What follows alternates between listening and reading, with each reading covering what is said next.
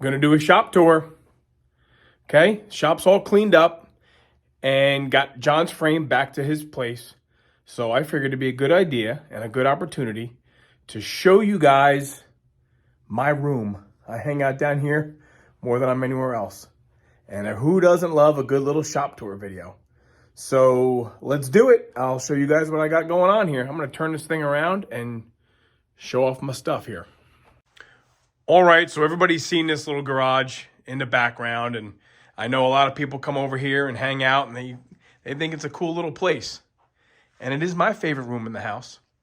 So let me show you guys what's going on here.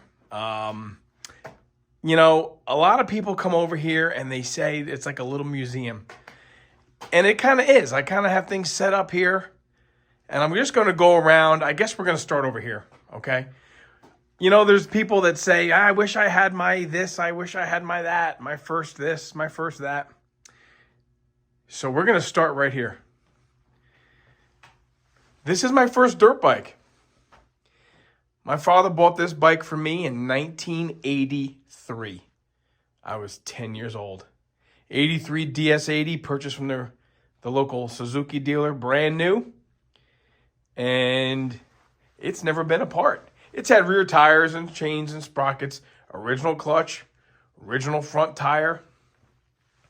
I think the back fender, we've had to replace the back fender. Spark arrestor is missing. Side plates are original.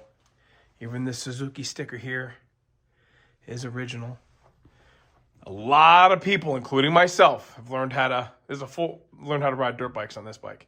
This is a full clutch, you know, 1 down, 5 up. 2-stroke, no real power band, you know, air-cooled.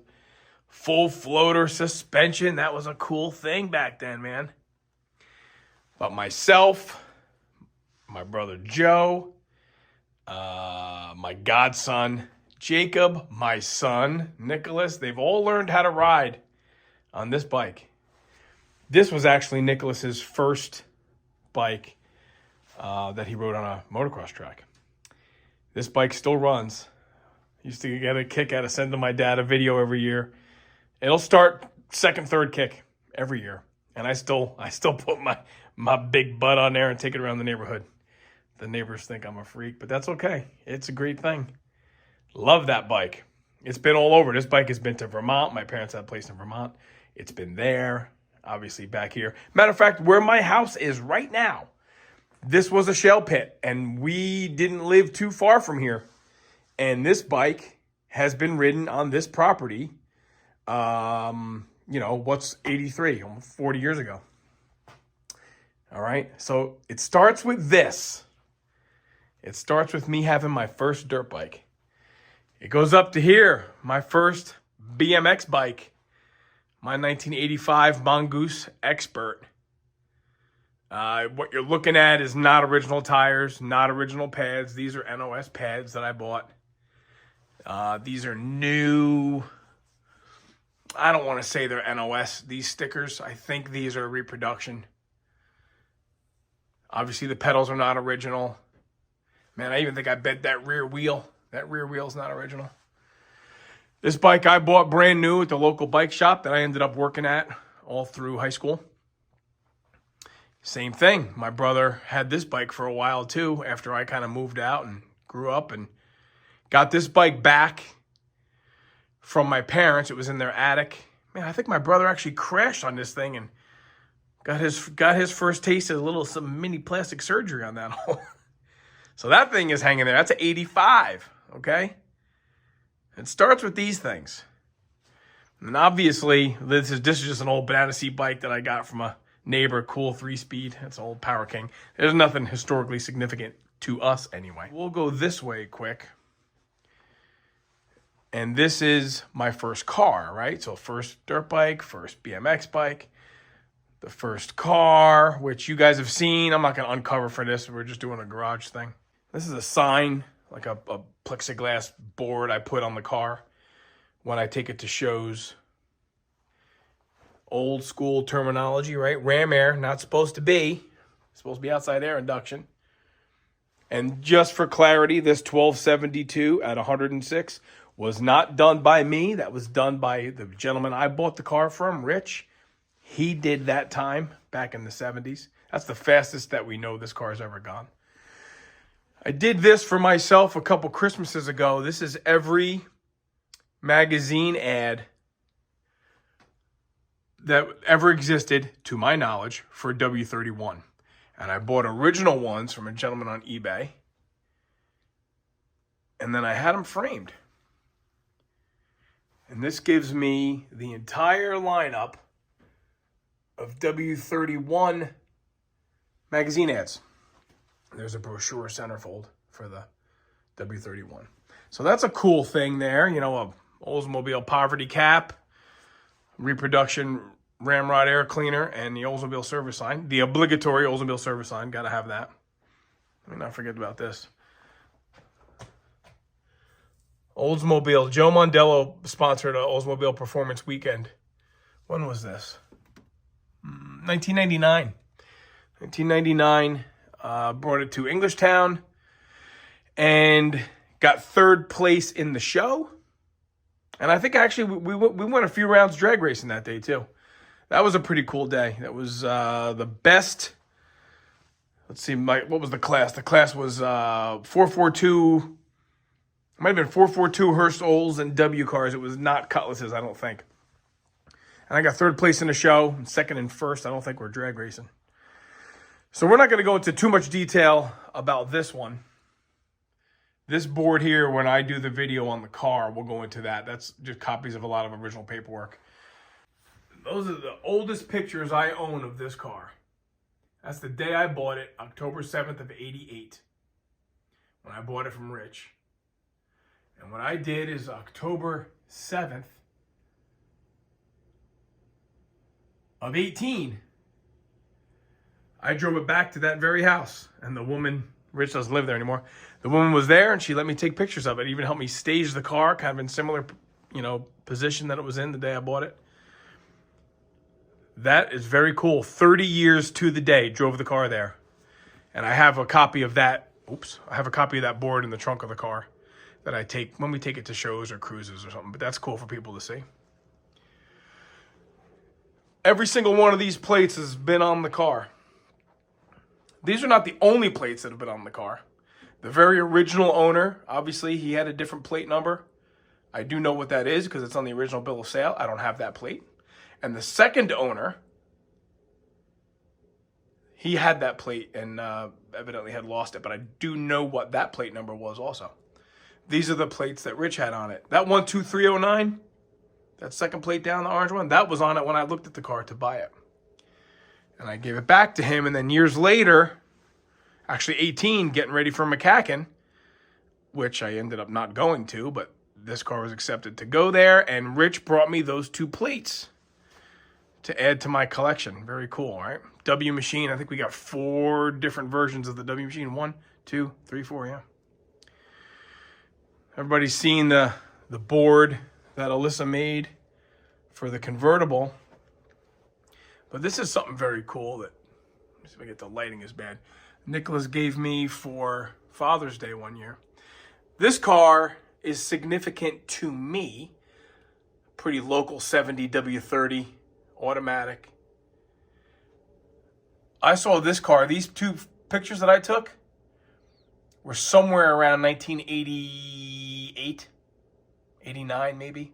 I took those photographs and it was still owned by the original owner. Years and years later, I kind of connected with this car again, and we were able to go check this car out and some other cars. And I brought my car. Man, that glare is terrible. I'm sorry. I brought my car, and I was able to, after all these years, park my car next to the car that introduced me to Oldsmobiles, performance Oldsmobiles anyway, was this particular 70 W30. And I hadn't seen it in, 30 years or so. So it's cool that Nicholas kind of zoomed that up for me, made a big picture for Father's Day. Here's a picture of that car, that very car. I don't know if anybody have one of these in their garage. That car, let's see if you can see. See, it's got New York stickers in the windshield. Same tires. those polyglass GTs. See those tires? Very same tires. So that was cool. I bought this picture at that car show that I took those photographs at. I bought these other, it was a 70 pace car, 71 W30. Here's a good one. Anybody recognize this old guy there? Not the guy on the left. The guy on the right. This picture was taken, that's my son in the middle, that's me on the left, obviously. And I'm sure everybody remembers and can recognize, right? Big Daddy Don Garlitz. We were down at his museum, and he happened to be there. So that little boy, oh boy, that little kid right there in the middle is going to be 21 years old. That gives you an idea how long ago that was. So that's me and my son and Don Garlitz. That's a very cool picture. I kind of keep it in there with that thing that Nicholas gave me. What else is here that people like to look at? You know, the old Chevy sign, the grumpy El Camino guy. This is cool. This is a cool car. Pure Hell. That's a famous, famous drag car, nostalgic drag car. Old Cutlass steering wheel pad. Yeah, this cool stuff. This is well, you know what? Maybe we should talk about the Auto Refinery real quick. The Auto Refinery was a shop that I opened in the early 2000s. And I did kind of high-end detailing and kind of classic car, I don't want to say restoration, but refining, if you will. Engine compartments, trunks, undercarriages, things like that. And then we actually moved out of state. We moved to Florida, and I opened that business up under the name the Auto Refinery. And we sold high-end detail products by the name of Malco, M-A-L-C-O. And then when I did that for a number of years there, and then when we came back to New York, Brother Joe wanted to open up a shop, and he opened up the Auto Refinery as a detail shop, also in Florida, doing window tinting and high-end detailing, paint correction, things like that. So when it came time to start the YouTube channel, we were kind of racking our brains. What are we going to do? We said, hey, why don't we just name it the Auto Refinery? So that's how the Auto Refinery came about. So it's on its fourth iteration, I guess, right? My detail shop, the Malco wholesale supplier, Joe's detail shop, and now the YouTube channel.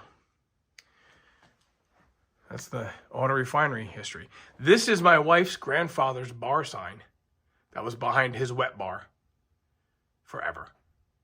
He's long since passed, and the house has been sold, but my father-in-law gave that to me. It still works. My father-in-law gave that to me for the bar outside.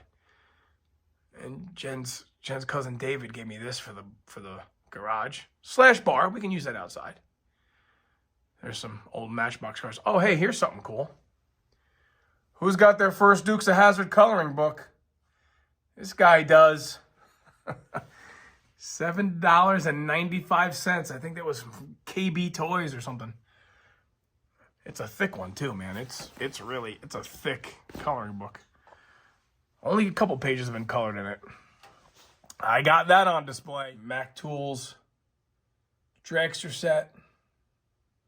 Bought that for the kids when they were younger. And there's some Oldsmobile parts and HEI distributors. I don't use HEI, but they're good for decoration, I guess. There's an oldie. A lot of people have this one, Old Cutlass poster board. You know, just some other stuff. Old, tire track mats. Little things like that kind of buzzing around the garage. This fender cover was given to me by Steve-O with the black GTO. You guys might have seen the short video on that. He bought that 64 GTO in 69. And I think he said he got this fender cover shortly thereafter. The back of it is all like crumbling and will stick to the paint, but we kind of just hang that there as another little garage art. What's it say? V-belts, clamps, heater hoses. And there's no date on it. Consolidated Products. Baldwin Park, California. Got your creeper, an engine crane, a couple floor jacks.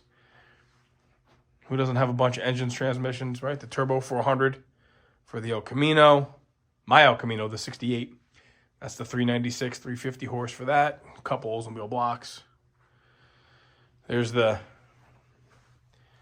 transmission and the engine at old Mr. Jones. All right, so they're in there for storage. Behind the Mongoose, I kind of got into this whole cash register thing a couple of years ago when I had the bar. I have the bar out back. This is an old, I don't know what they call that. I think they call that a bar top register. You can actually punch in different bartenders' numbers. Old toolbox. This was an old toolbox actually from the original shop I worked at.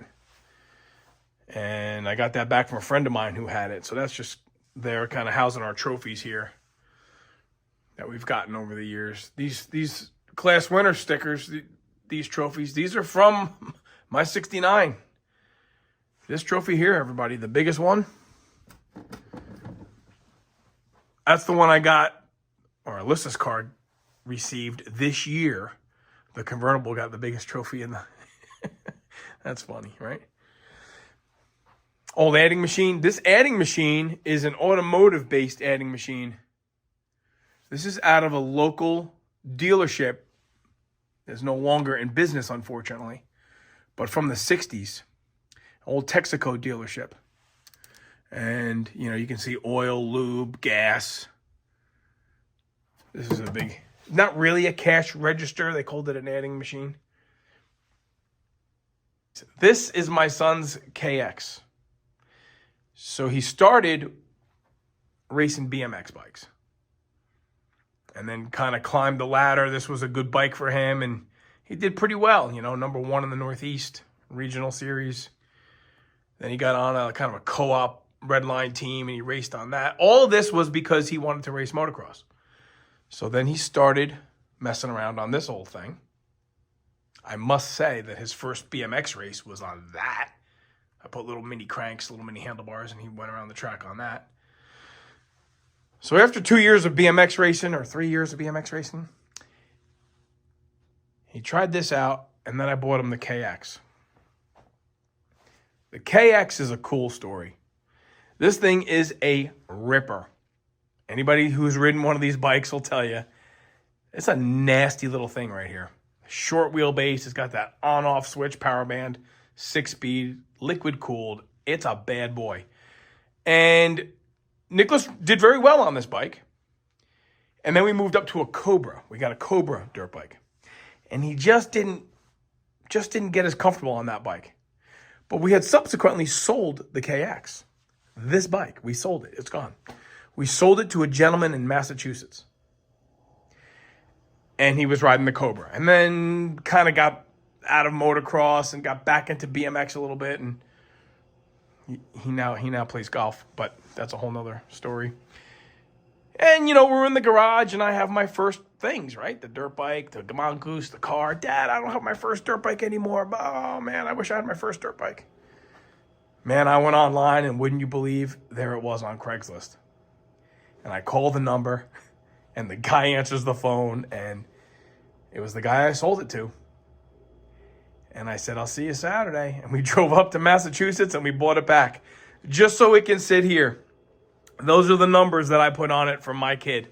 This bike had not been changed since we sold it to him. I guess his stepson rode it and looped it out one time and said, that's enough. So Nicholas has his first dirt bike back.